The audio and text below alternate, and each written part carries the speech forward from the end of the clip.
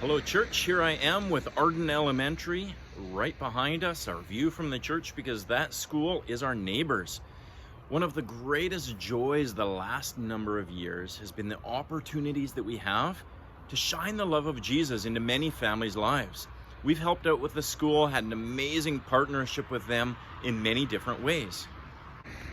One of my great disappointments this past fall has been the lack of connection that we've been able to have with the families that we know and love through the school. And we're praying that those doors of opportunity will open again, but we do have opportunities to serve. One of those, we gave out all sorts of turkeys at Thanksgiving to bless families.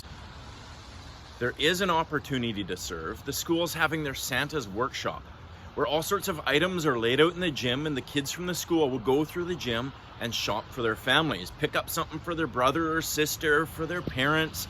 A great opportunity for the kids to shop and to give to their parents and to enjoy just that idea of giving over Christmas.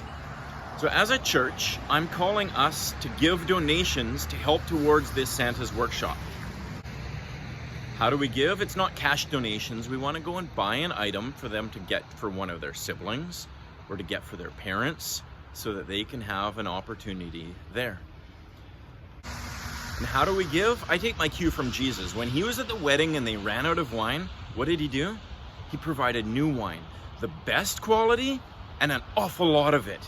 And that's how I want us to give, generously and extravagantly.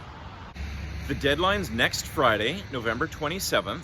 So go on out, shop for something, buy some really neat things. We're not looking for junk, we're looking for wonderful items.